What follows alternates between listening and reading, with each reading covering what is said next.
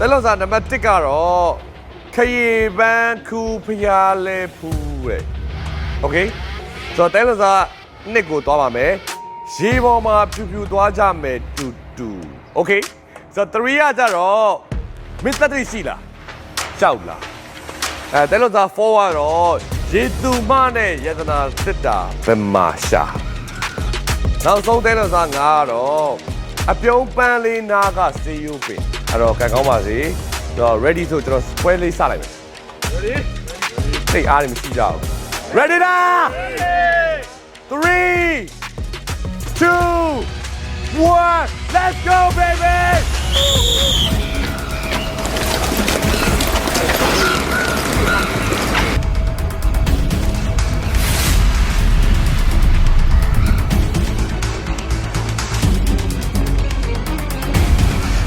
ခေပန်းခူဖျားလဲဖူးဆိုတော့ကလေးကစသိတယ်ပေါ့ခေပင်အောက်မှာရှိမယ် တခြားမသိတာပါသူများပြေးလို့ကျွန်တော်လိုက်ပြေးပါတယ်ကြတော့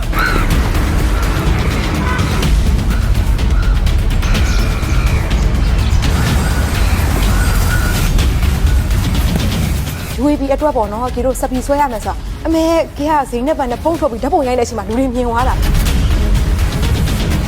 ဖျားဘက်ကိုရှေ့မှာကိုကောင်းစီတူတို့တပ်ပိုင်ဦးတို့ဝေရန်တို့အများကြီးပဲပြေးသွားတာနှစ်ဖွဲ့ခွဲသွားတာဟုတ်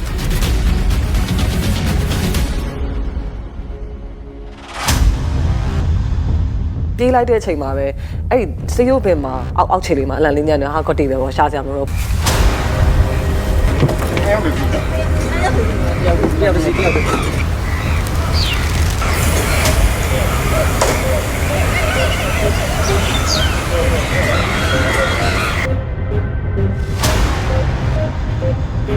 ဒီမှန်တိုင်းပြောရရင်ကျွန်တော်အဲ့ဒီရေသူမ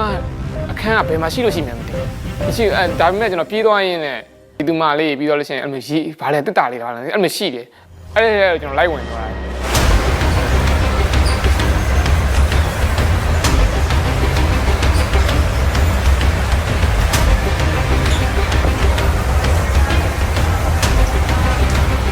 ယ် ရေသူမလေးရတာပြစားဆိုတာဒီ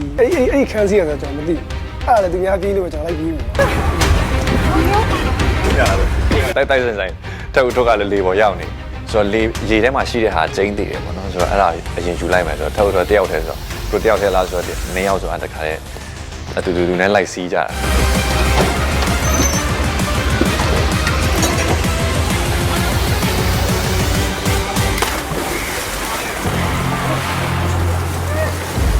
ကျွန်တော်တို့ပဲလေးနဲ့တွားနေတဲ့အချိန်မှာရေထဲကိုခုန်စင်းတဲ့လူနဲ့အားလို့တို့ကအရင်တော်ကြီးရပဲမနော်ကိုရီးယားတော့ ACC ဘဲလေးနေနေပါတော့တို့ရဲ့ strategy ကလည်းကျွန်တော်တို့ထက်ဘယ်လောက်တောင်ကြိုးပြီးတော့ကောင်းထဲမှာ run ထားလဲဆိုတွေ့ရတယ်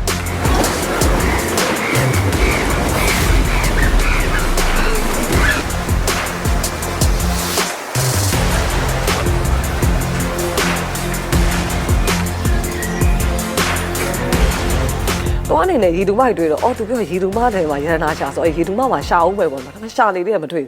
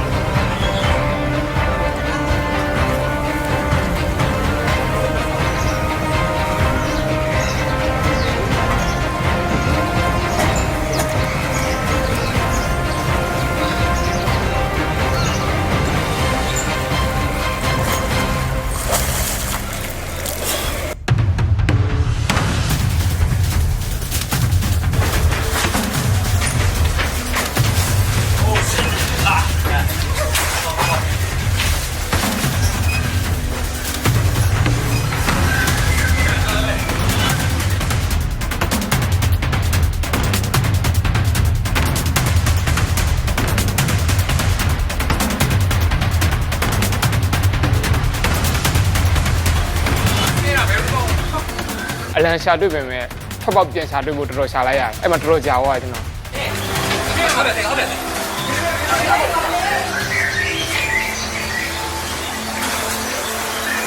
ရေသူမအထဲမှာအပေါက်ပိတ်နေရလေဟိုထွက်ပေါက်မတီးရထွက်ပေါက်မတီးတော့အေးရေသူမထဲမှာမျက်ခြေတွေလဲ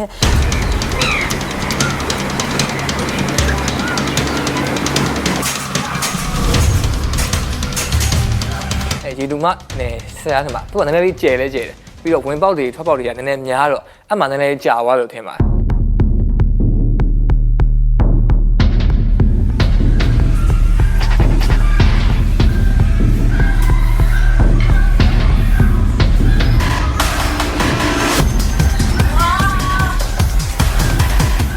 ရေတူမကြီးကတော့တော်တော်ကြာတယ်အပေါက်လဲပြောက်နေတာရေတူမကြီးကအပေါက်လဲပြောက်တယ်ဘယ်နားမှာဘာမှလည်းမသိဘူးသူရှာပြီးတော့တော့မှထွက်ပေါက်ကတော်တော်ရှာပြီးထွက်လာတာ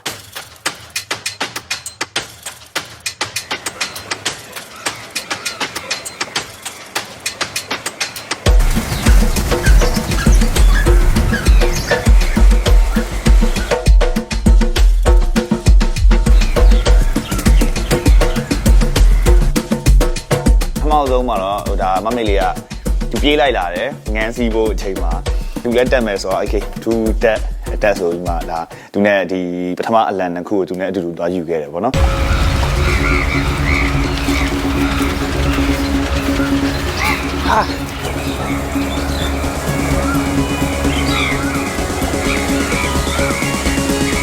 တဲလွန်သားလေးတွေကိုပြည့်သက်တွေကိုပြတ်ချင်ပါတယ်နံပါတ်1တဲလွန်သားကတော့ကျွန်တော်ရှင်းပါတယ်ဖះအခုမြင်နေရတဲ့ဖះနားမှာရှိနေတဲ့ခရီးပန်းပင်လေးတွေကြားထဲမှာကျွန်တော်အလံလေးဖတ်ထားတယ်ဒုတိယတစ်ခုကတော့ကျွန်တော်တို့ဒီခုမျက်စိရှိမှမြင်နေရတဲ့ကံမှာပေါ့နော်အဲ့ဒီကံမှာပဲကျွန်တော်အလံက3ချောင်းရှိတယ်ဗျာကာလာမတူတဲ့ဟာပေါ့နော်ခုကတော့ကျွန်တော်တို့က Happy Wall ထဲမှာရှိနေတယ်ကျွန်တော်တရေအိမ်ထဲမှာရှိရဲအဲ့တရေအိမ်ထဲမှာပဲနောက်ထပ်ကျွန်တော်တို့ဟိုရေသူမရုပ်နားလေးမှာတစ်ခုဖတ်ထားတယ်ပြီးတော့နောက်ဆုံးတစ်ခုကတော့တဲလော့စာ fight ကတော့ကျွန်တော်ဒီအခုဒီအပင်လေးပေါ့နော်ဒီအပင်လေးနားလေးမှာကျွန်တော်တို့ဖတ်ထားတာပေါ့သူသားနဲ့ကျွန်တော်တရေအိမ်နဲ့တူတူဝင်သွားလိုက်တယ်ပေါ့နော်သူက4 flat မီလေးဖွင့်လာတော့ကျွန်တော်တို့အနောက်ကနေလိုက်ထုံးပေးစလေးလိုဖြစ်နေတာပေါ့နော်ကျွန်တော်ကအဲ့မှာတွေ့တော့ကျွန်တော်ကောက်ယူပြီးတော့သူ့ကိုထွက်သွားသူ့ကိုလည်းပြောတယ်ဟောဒီမှာဆိုပြီးတော့ကျွန်တော်ပြောပြီးတော့ထွက်လာတာပေါ့နေအောင်လုံးကခြေတော့အရှိအဲ့ဒါတော့အရင်ရီလဲရီရတယ်ပြီးတော့ကင်မရာနဲ့တောက်လျှောက်ရိုက်နေတာမသိရင်နေရောက်ကကပ်ပယ်လိုပဲအကောင်ကြီးနဲ့အထဲမှာနေရောက်ကအဲ့လိုစီးနေကြတာပေါ့နော်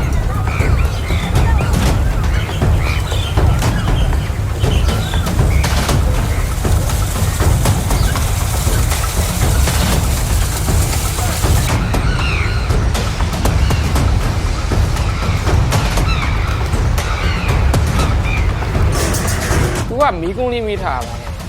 မင်းတက်တိရှိလားကြောက်လားဆိုမိတာတခြားပေါ့ဘာလို့လဲဆိုတော့အဲ့မှာကြောက်စရာကောင်းလားဆိုတရေအိမ်ပဲရှိရအောင်တရေအိမ်လို့ကျွန်တော်သိလိုက်တယ်ပေါ့နော်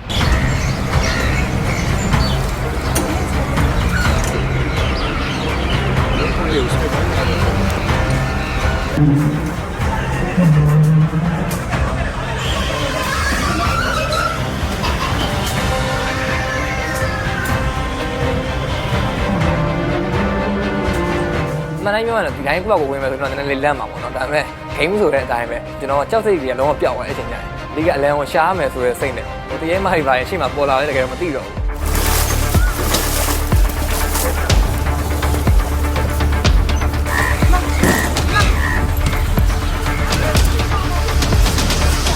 းကနဲ့မီးနဲ့တလေတဲ့သွားတယ်ကန်းနာကတ်ပြီးတော့ကဲနေဒီဟာကိုတက်မရရအောင်ကုန်းပေါ်တက်သူကလည်းလက်ရမ်းတာနဲ့မင်းကသူ့ကိုလည်းအရန်အောင်တာဘာလို့လဲဆိုတော့မီးတို့ကလေတဲ့စီးလာတော့သူ့ကိုပါအပေါ်ဆွဲခေါ်ထင်တာဆဲလိုက်နေနေပဲကြာပြီပဲလက်ရတယ်နေနေပဲကြာပြီဆဲလာနေနေပဲကြာပြီပြောနေရဟော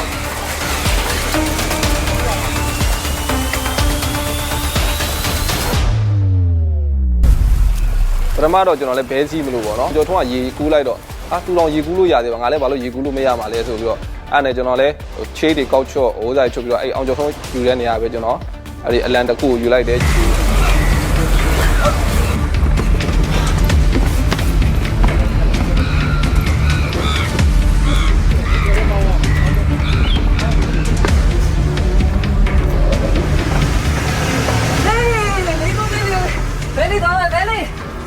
ဒီမသိတော့တရေကြီးကလည်းရောက်နေကြလည်းမဟုတ်ဘူးလေတိုင်ပွဲစောလေးဖြစ်နေပြီဆိုတော့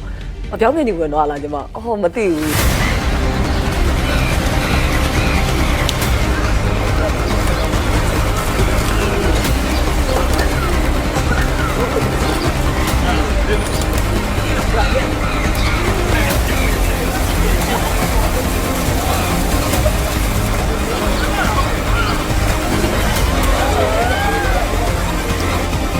လေငားတဲ့စီလေအဲ့ကိုတန်းပြေးတာတန်းပြေးပြီးတော့ကြည့်လိုက်တော့ကျွန်တော်နောက်မှာဘယ်သူမှမပါဘူးဟာမထူးတော့ဘူးကွာတက်ကွာသူတို့ဘယ်လိုမောင်းအောင်မေးလိုက်တယ်သူတို့ဘယ်ညာဆွဲရမယ်ဘာညာပြောတယ်โอเคတယောက်တည်းထွက်သွားကျွန်တော်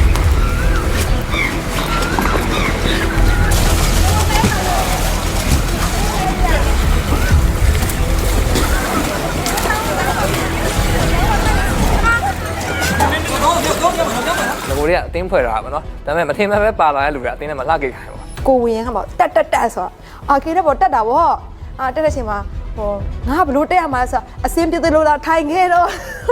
ကျွန်တော်လှေမှာအမှန်ဆို1ယောက်ဒါမှမဟုတ်2ယောက်ပဲစီးလို့ရတယ်ကျွန်တော်3ယောက်ဖြစ်သွားတယ်ပေါ့ အစားကျွန်တော်ဒီလေနဲ့လိုက်ဖို့ပဲလေမှာ3ယောက်ဖြစ်နေပြီ4ယောက်စီးလို့မရ4ယောက်စီးရိုင်ပြီးလေကရွေ့တော့မှာအဲ့ဒါကြောင့်မလို့ကျွန်တော်ဒီတိုင်းပဲလမ်းဆောက်ပြီးတော့ပဲရေပေါ်မှာဆင်းတော့အဲ့ဒါမှကျွန်တော်ဖုန်းကရေးဆိုမှဆိုလို့ကျွန်တော်ဖုန်းပြစ်လိုက်ဖုန်းနည်းနည်းမှန်လေးနဲ့လည်းထိသွားတယ်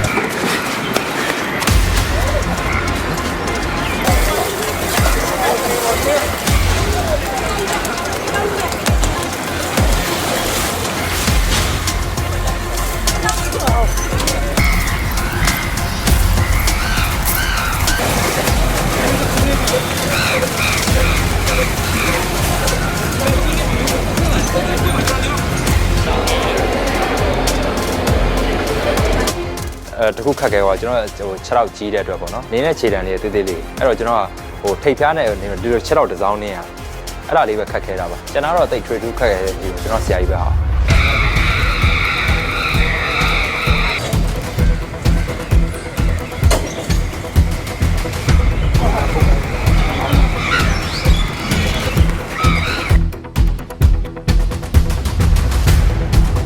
တော့တဘောမကြတော့တာဗာလဲဆိုတော့နင်းတာရမ်းပင်ပန်းတယ်ပေါ့နော်ညီချွတ်ပြီးရေခုံချလိုက်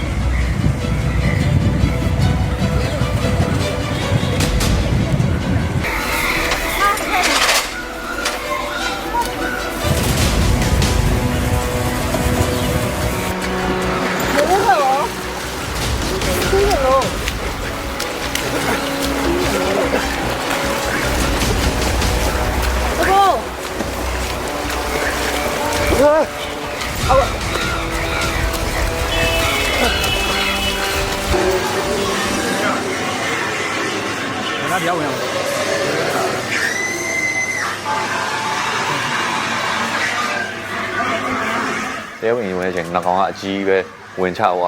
အတင်းအိမ်လေးကတင်းတင်းလေးလိုပဲပြင်ပါတဲမှာလည်းကြောက်ဖို့အချိန်မရှိတော့တဲ့မှာဘေးမှာဘာတွေခြောက်နေမှလည်းမသိဘူးအတန်ပဲကြားတာ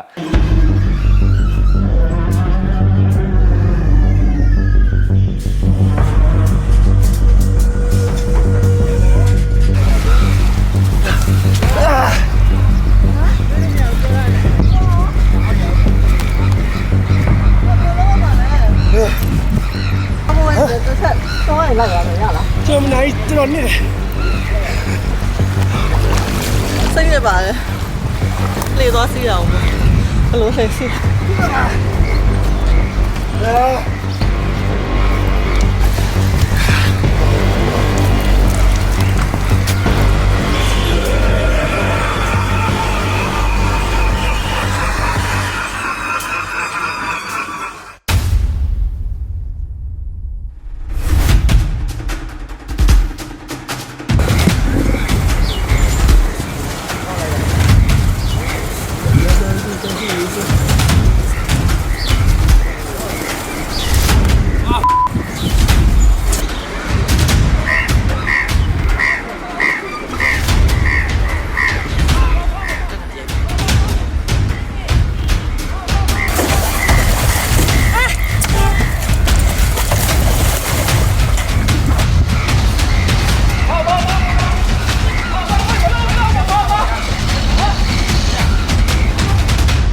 သူတို့ကဒီဘက်လာတာလေအဲ့တော့ तू ကကားရက်ပေးလိုက်တယ်ကားဆရာရက်ပေးလိုက်မဟုတ်ဘူးအကိုမရက်နဲ့ပြင်းသူတို့နဲ့ဘာမှမဆိုင်ဘူးမောင်ကိုမောင်းတာမောင်း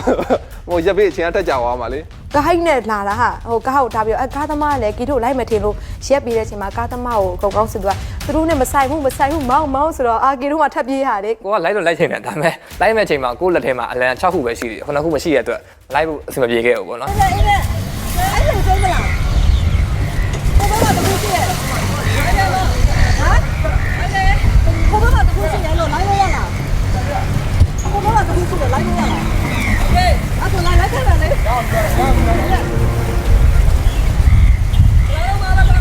ကမ်းပေါ်ကနေလမ်းအော်နေတာသူ့ကိုလာခေါ်ဖို့သူလမ်းအော်နေအမတော့ခင်ပါတယ်ဒါပေမဲ့ဒီချိန်မှာတိုင်ပွဲပြိုင်နေတာလေတိုင်ပွဲပြိုင်နေတာဆိုတော့ဘလို့မှသွားလို့မရအောင်သွားလိုက်ရင်အချိန်ကုန်မယ်သူ့ကိုပြန်ခေါ်မယ်သွားမယ်ဆိုတော့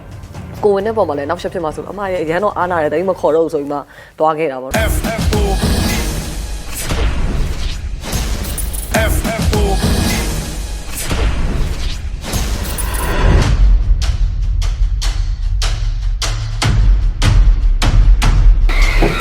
ှိတော့ဦးလာခဲ့တဲ့တ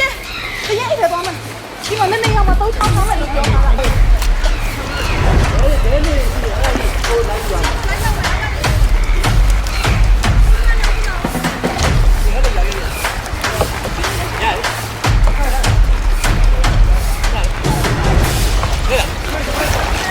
အရေးအနှက်ကဘယ်လောက်ရှိလဲကိုလည်းမသိဘူးလေစစချင်းဖက်နှက်တွေပိုင်းမရွှတ်တော့ခုံချလိုက်တယ်နှုံးတော်တော်နဲ့တယ်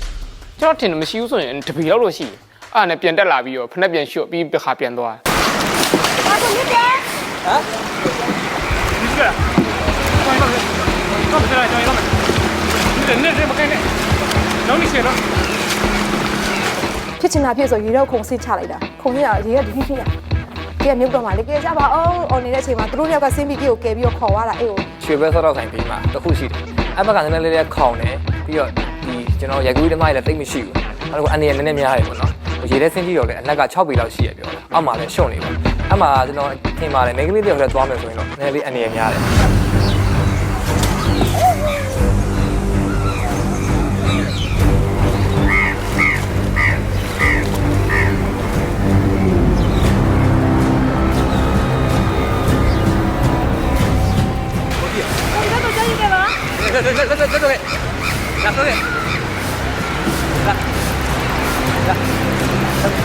တို့ချောင်းကလည်းသူလက်စစ်ကလို့မရဘူးလေမရတော့ငါ့ကိုကန်ရဆိုတော့ကဲလည်းသူတို့ညကိုကန်ပြီးတော့နောက်ကနေအားလို့လိုက်ပါ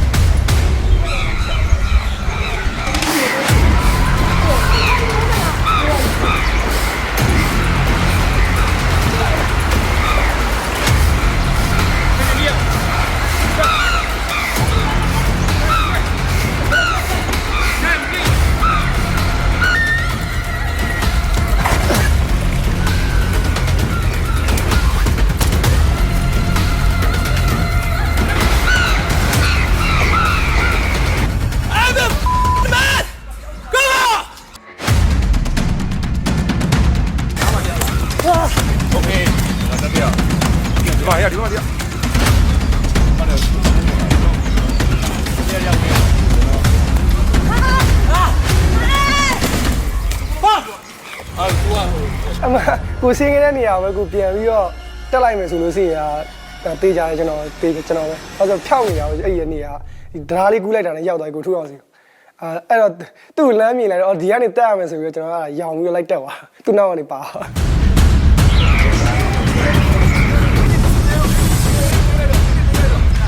ဒီဘက်နေတက်ပြီးတော့မှကြည့်လိုက်တော့6ခုဆိုကျွန်တော်နောက်ဆုံးတစ်ခုကကြာအဲ့ခေပန်းပေါ့နော်အဲ့ဖေအားနာမှာသွားပြီးတော့ဟောဖြစ်ရတာဆိုတော့အဲ့ဒါကိုကျွန်တော်သွားပြီးတော့အမြန်ပြေးရှာတော့ကန်ကောင်းတော့တွေ့တယ်ခုနှစ်ခုအဲ့ထဲထိုးထည့်တယ်အဲ့တောင်မစစ်ဘူးကျွန်တော်ဒီတိုင်းပဲစီကိုအမြန်ကြော်ပြီးတော့ပြေးတယ်နောက်ဆုံးတော့မှပါမှာဆိုလို့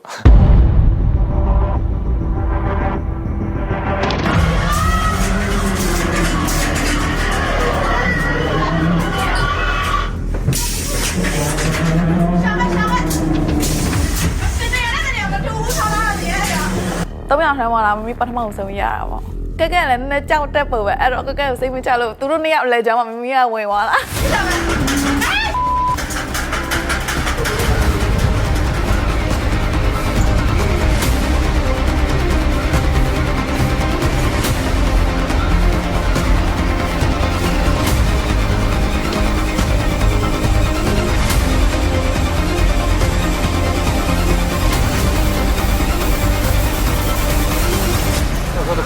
2ခုယူခဲ့ပြီ။အော် shit တခုစီရောတခုစီရောရှားနေတာမင်းခေါ်ရရှားနေတာမ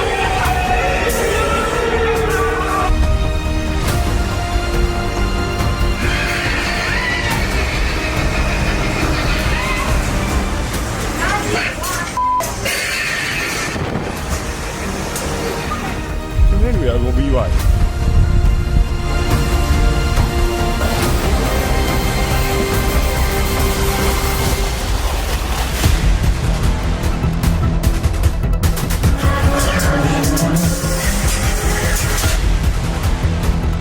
ကျွန်တော်တို့အခုဆိုလို့ရှိရင်သတ်မှတ်ထားတဲ့အချိန်45မိနစ်တော့ပေးထားတယ်45မိနစ်တော့မပြည့်သေးခင်မှာပဲကျွန်တော်တို့အလံ9ချောင်းပြည့်မီပြီးတော့ပန်းဝင်လာတဲ့သူတွေရှိနေပါပြီဒီထဲမှာပထမဦးဆုံးပန်းဝင်လာတာကတော့ကောင်းစီသူဖြစ်ပါတယ်ကောင်းစီသူကတော့ကျွန်တော်တို့ဒီ12မိနစ်စွန်းလေးနဲ့ကျွန်တော်တို့ဝင်လာတာဖြစ်ပါတယ်သူ့နောက်မှာတော့တောက်လျှောက်ကိုတယောက်ပြီးတောက်ကိုဝင်လာတယ်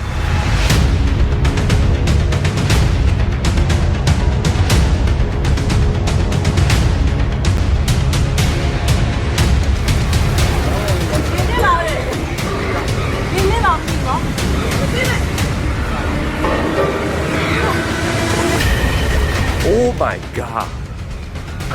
Oh my god. ကျွန်တော်တို့ကတင်တာကိုဒီနေ့တော်စူးစမ်းတဲ့သူတွေပါတယ်ဗျာကျွန်တော်တို့ဒီမှာအကုန်လုံးသွားဖို့အတွက်ကိုကလီလေးတွေကျွန်တော်တို့ပေးထားတယ်စီစဉ်ထားတယ်ပြိုင်ပွဲဝင်က14ယောက်ရှိတဲ့ကြောင့်14စီးစီစဉ်ထားတယ်ဒါပေမဲ့တယောက်တော့ဖိမကူညီပြီးတော့3ယောက်တစ်စီးသွားတဲ့လူတွေလည်းရှိတယ်ရေကူးသွားတဲ့လူတွေရှိတယ်ဗျာ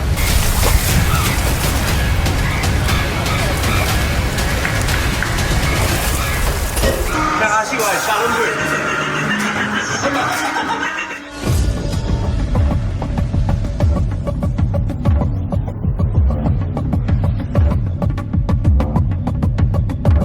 Let's try one more time.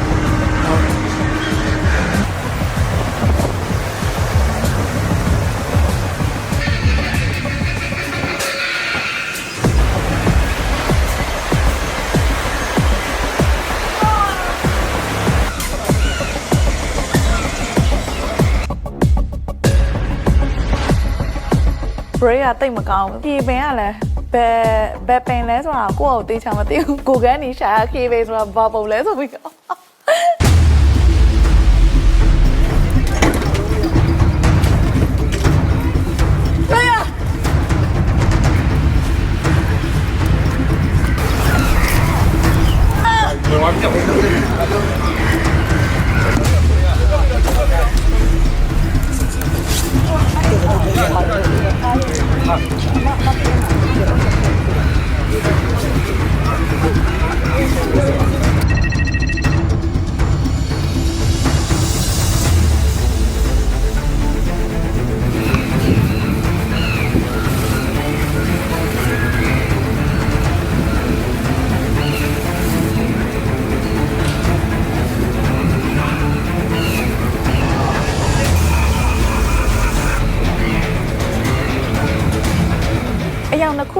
အောင်ဆိုတာ तू ကတေချာမှလိုက်တဲ့အတွက်အရာတော့မထက်အောင်ကိုကတေချာတော့ဆက်တယ်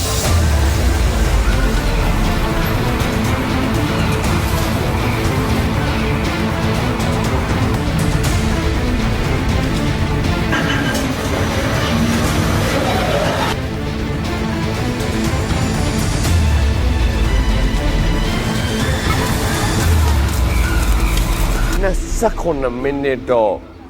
ကြံပါသေးတယ်ခင်ဗျာဒါပေမဲ့အခုချိန်မှာပန်းဝင်လာတဲ့သူကတော့9ယောက်ရှိနေပြီကျန်တဲ့ပြိုင်ပွဲဝင်9ယောက်ကအချိန်မီကောသူတို့ပြန်လာနိုင်မလားခုနချောင်းလုံးရှာတွေ့မလားဆိုတော့ကတော့ကျွန်တော်ဆက်လက်ပြီးကြည့်ရအောင်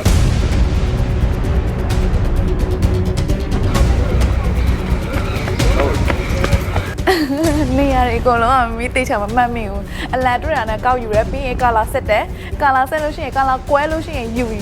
မင်းဆိုရင်အဲ့လိုပဲသွားလိုက်တာ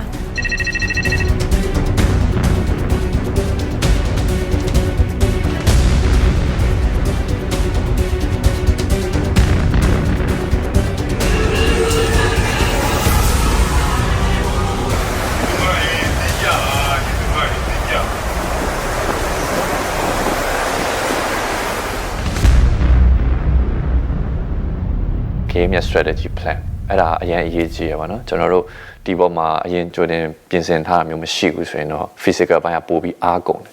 ကျွန်တော်တို့မျိုးပေါ့ပတ်ပြေးနေတာတဲ့ပန်းဝင်တဲ့လူတွေကတော့ဝင်သွားတ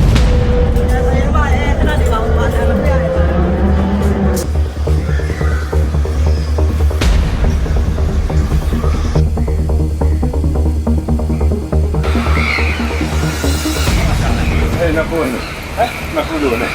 啊。